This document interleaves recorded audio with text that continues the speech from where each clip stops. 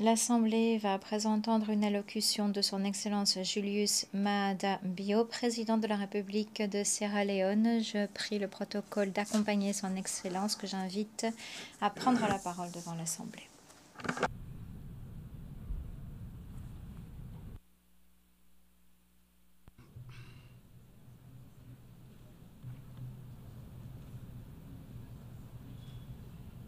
Madam President, Madame la Présidente,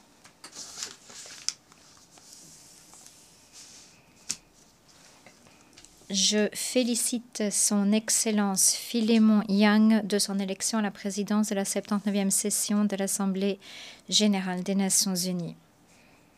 Soyez assurés du plein soutien de la Sierra Leone lors de votre mandat. Je remercie du fond du cœur son Excellence Denis Francis de sa remarquable direction de la 78e session de l'Assemblée générale des Nations unies.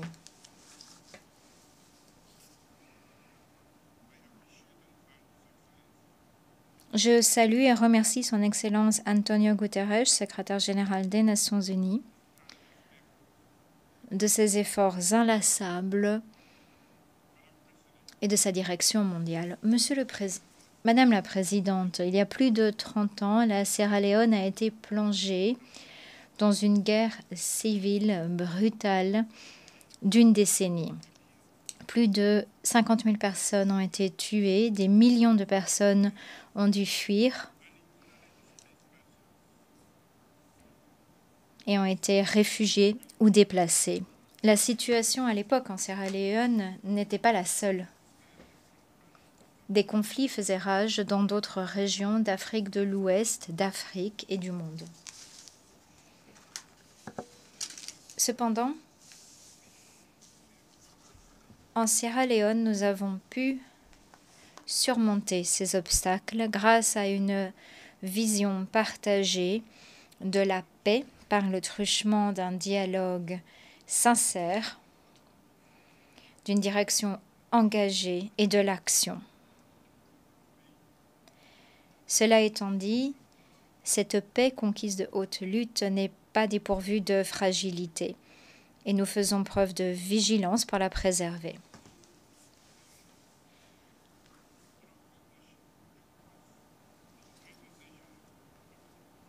L'expérience de la paix qu'a faite la Sierra Leone illustre l'importance de l'appropriation de la participation grâce au dialogue, au partenariat avec la CEDEAO, les Nations unies, la communauté internationale, qui a conduit aux dividendes de la paix. Cette histoire a façonné notre action au Conseil de sécurité depuis le début de notre deuxième mandat, en janvier de cette année. Voilà près de 9 mois que la Sierra Leone, membre élu du Conseil de sécurité, s'efforce d'être la voix de la raison, de jeter des passerelles de façon aussi objective qu'équilibrée. Nous continuerons de défendre le respect du droit international et de la Charte des Nations unies qui doivent être appliquées pour garantir la protection des civils, mettre un terme à l'impunité grâce à l'application du principe de responsabilité. Et nous chercherons à promouvoir le dialogue pour parvenir au règlement pacifique des différends. Notre attachement à ces principes est plus important que jamais. En effet, nous faisons face à des conflits de grande ampleur au Moyen-Orient, en Afrique, en Asie et en Europe de l'Est.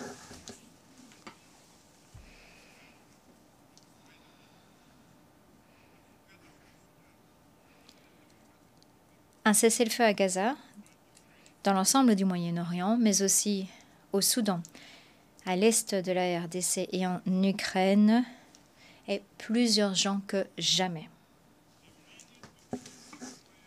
Une action immédiate est nécessaire pour éviter de perdre plus encore de vies humaines et éviter davantage de souffrances humaines. Il nous faut agir ensemble pour mettre un terme à tous les conflits, engager un dialogue sincère pour que les pays puissent mettre en œuvre le programme de développement dans la paix, la sécurité et la stabilité. En tant que pays qui a fait l'expérience des conséquences catastrophiques des conflits armés, nous savons que la paix ne peut se faire de façon isolée. Elle passe par des processus politiques, par le développement économique, par le respect des droits humains. Pour les millions de civils pris au piège des conflits armés actuels, la condamnation et l'expression de la solidarité ne suffisent pas. Il nous faut agir de concert en tant que Nations unies et nous engager ensemble à mettre un terme au cercle vicieux de la violence et à donner aux civils innocents la possibilité d'enfin jouir de la paix et de la prospérité pérenne. Au Sahel, en Afrique de l'Ouest, les dirigeants régionaux n'ont eu de cesse de trouver des solutions urgentes pour relever les multiples défis pour la paix et la sécurité, notamment pour endiguer la propagation du terrorisme et de l'extrémisme violent. J'exhorte la communauté internationale à redoubler son soutien aux initiatives de paix menées par l'Union africaine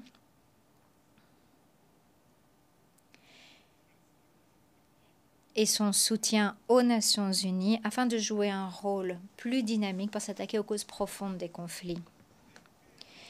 La sûreté et la sécurité des peuples du Sahel et des régions d'Afrique de l'Ouest dépendent d'un engagement pris par toutes les parties prenantes à participer à un dialogue politique, aux efforts diplomatiques et à faire en sorte que l'on apporte aux pays qui sont en première ligne le soutien nécessaire, le Burkina Faso, le Mali, le Niger. L'engagement en faveur de transition politique est nécessaire, mais ne peut jamais se faire au détriment de la sécurité de citoyens vulnérables. Il est possible de s'engager et d'agir sur les deux fronts. J'ai appelé de mes vœux un dialogue sincère et j'ai donné l'exemple en rendant visite au chef d'État du Burkina Faso avant que la Sierra Leone ne prenne la présidence du Conseil de sécurité des Nations unies en août 2024. Nous devons jeter des passerelles. Et donc, la communauté internationale doit s'engager à travailler avec les régions pour parvenir à des solutions faisant fond sur le dialogue, sur les efforts de la région, des solutions que la région peut s'approprier. Monsieur le Président, notre mandat actuel au Conseil de sécurité de l'ONU nous a confortés dans notre conviction de l'urgence de la réforme. Près de 80 années après sa création, le Conseil de sécurité est anachronique.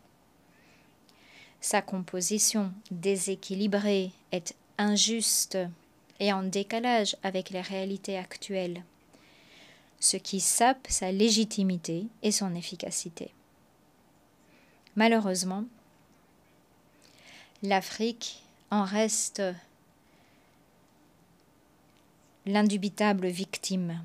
Sans changement structurel, l'efficacité et la légitimité du Conseil de sécurité continueront d'être remises en cause.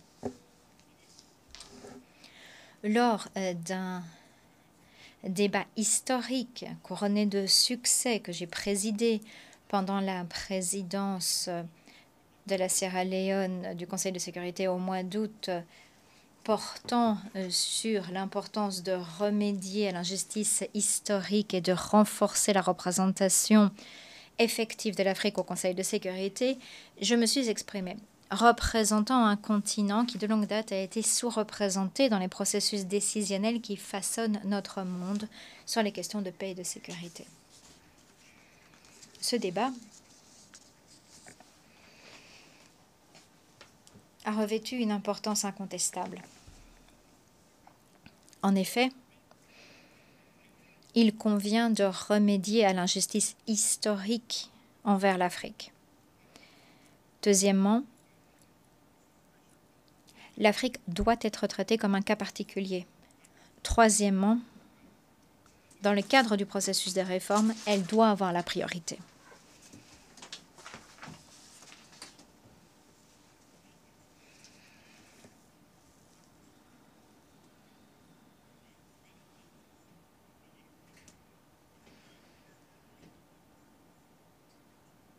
en remerciant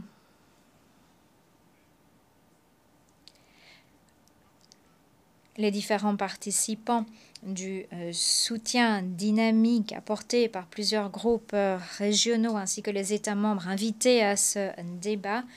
Et les faits sont désormais très clairs. L'Afrique de longue date a été ostracisée dans les processus décisionnels mondiaux. Sa voix n'a pas été entendue.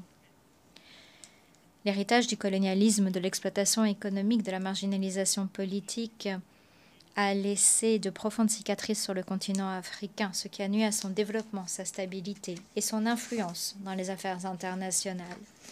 Il en résulte une représentation insuffisante sur les questions qui touchent directement le continent, telles que la prévention des conflits, le règlement des conflits, les opérations de maintien de la paix ou encore le développement durable. Pour relever les défis pesant sur la sécurité mondiale à l'heure actuelle, nous avons besoin d'une sagesse collective, de la coopération de toutes les nations, pas uniquement d'une poignée de nations ou des pays les plus puissants sur le plan militaire ou économique. Selon nous, la représentation équitable de l'Afrique permettra à l'Organisation des Nations Unies de mieux relever les défis mondiaux, de mieux promouvoir un monde juste, équitable et pacifique. En tant que coordonnateur du comité des 10 de l'Union africaine sur la réforme du Conseil de sécurité, la Sierra Leone reste déterminée à promouvoir et à défendre la position africaine commune telle que consacrée dans le consensus des Ulwini et la déclaration de Sète, et nous appelons à soutenir ces documents. L'Afrique, par conséquent, n'exige rien de moins que 2 sièges permanents avec tous les droits et tous les privilèges,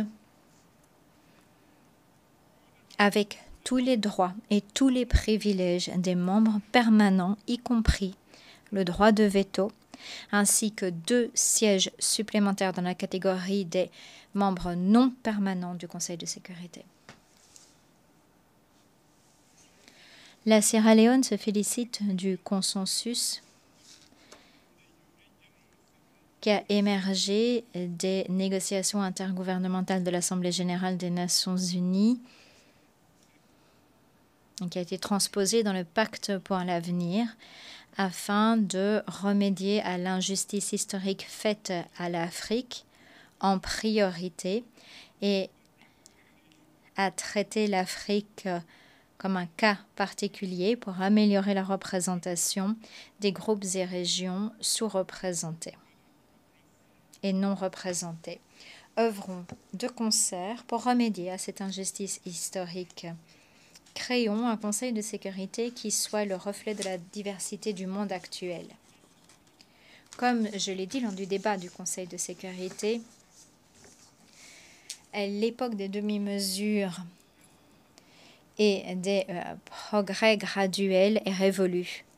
La voix de l'Afrique doit être entendue. Son exigence de justice et d'équité doit être satisfaite maintenant. Madame la Présidente, le sommet de l'avenir par la Sierra Leone touche à la paix, aux droits humains, aux dividendes de la démocratie pour tout un chacun, partout, maintenant. Par voie de conséquence, mon gouvernement a présenté la vision stratégique de la Sierra Leone dans le plan de développement national de la Sierra Leone sur le moyen terme 2024-2030. C'est un cadre de développement socio-économique et de prospérité pour notre peuple. Dans le droit fil des objectifs de développement durable et de l'agenda 2063 de l'Union africaine, notre plan de développement est une feuille de route globale permettant une accélération de la transformation dans les domaines clés que sont l'agriculture, la sécurité alimentaire, la mise en valeur du capital humain et la création d'emplois pour les jeunes, le développement de l'infrastructure et la technologie. Grâce à l'adoption du pacte pour l'avenir, y compris la déclaration sur les générations futures et le pacte numérique mondial lors du sommet de l'avenir, mon gouvernement a confirmé son engagement à défendre la mise en valeur du capital humain et à investir dans ce domaine. La mise en valeur du capital humain, c'est un engagement pris envers le bien-être et l'avenir de nos peuples. En investissant lourdement dans l'éducation, les soins de santé et l'agriculture, mon gouvernement a jeté les fondements d'une Sierra Leone prospère et équitable. Au cours des 6 dernières années,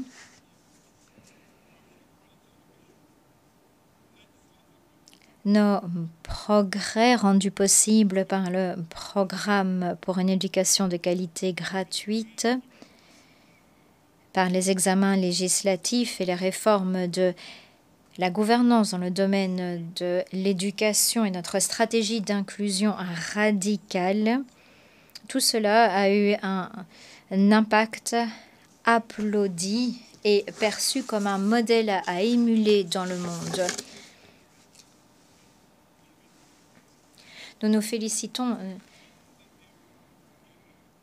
du principe consacré dans le pacte numérique mondial pour garantir des technologies émergentes, sûres, fiables, y compris l'intelligence artificielle qui offrira de nouvelles possibilités d'accélérer le développement et de ne pas faire de laisser pour compte. En matière d'égalité des genres et d'autonomisation économique des femmes, des grands progrès ont été faits et mon gouvernement lèguera ces progrès aux générations d'aujourd'hui et de demain.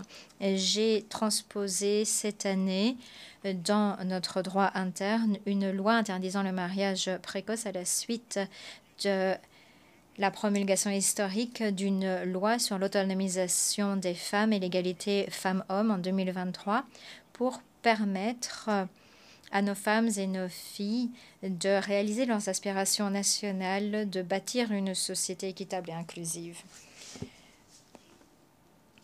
Je confirme mon engagement à faire en sorte que toutes les femmes et les filles vivent dans un environnement sûr et aient la possibilité d'exploiter pleinement leur potentiel et de prospérer sur un pied d'égalité dans le monde.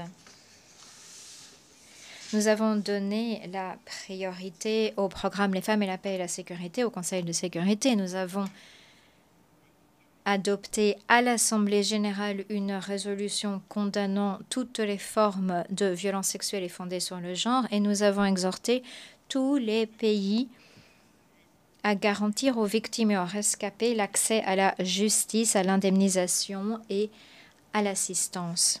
Nous continuerons de défendre les droits des femmes et des filles dans le monde. Et par conséquent, c'est avec un plaisir que je vous annonce que la Sierra Leone va commencer les préparatifs qui conduiront à la convocation d'une conférence diplomatique afin d'adopter un instrument international juridiquement contraignant sur l'accès à la justice pour les rescapés de violences sexuelles. Le projet du traité de Freetown, à la suite du succès remporté par la résolution des Nations Unies sur l'accès à la justice, au recours et à l'aide pour les rescapés de violences sexuelles. Madame la Présidente, ne pas faire de laisser pour compte, œuvrer de concert pour le développement durable signifie qu'il nous faut mettre un terme aux inégalités économiques mondiales et veiller à ce que les gouvernements dans les pays moins avancés puissent appliquer les dividendes de la démocratie. La crise d'endettement est ingérable, les flux de capitaux sont insuffisants, les changements climatiques ont des impacts catastrophiques. Le financement climatique fait défaut, les conflits, l'instabilité politique se multiplient de par le monde et il est donc de plus en plus probable que les pays en développement ne pourront pas réaliser les ODD. Le rôle des institutions de financement du développement pour appuyer les objectifs des plans de développement nationaux des pays à faible revenu, notamment ceux insistant sur les ODD, revêt une importance capitale pour leur développement socio-économique.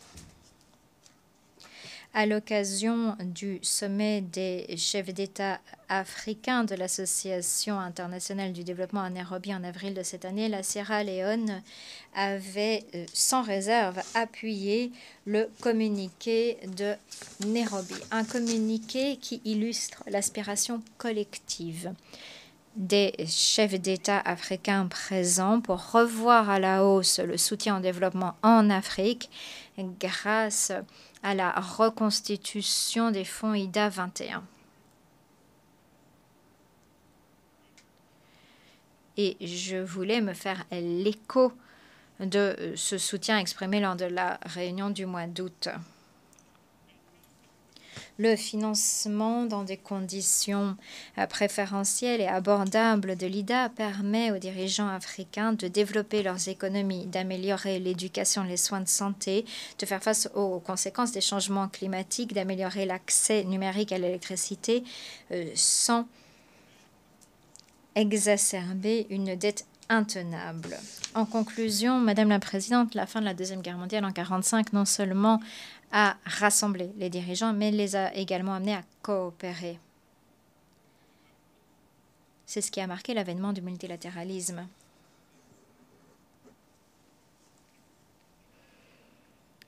Comme le dit le proverbe africain, nos deux mains ne se lavent pas elles-mêmes, elles se lavent l'une l'autre.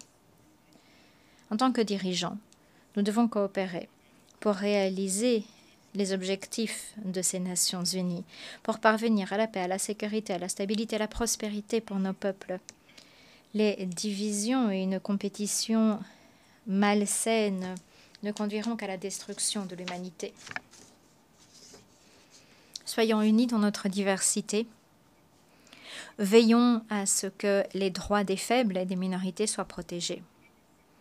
Préservons notre système multilatéral. Coopérons. Agissons de concert pour promouvoir la paix, le développement durable et la dignité humaine des générations présentes et futures, en ne laissant personne de côté. Merci. On behalf of the Assembly, I wish... Au nom de l'Assemblée générale, je remercie le président de la République de Sierra Leone.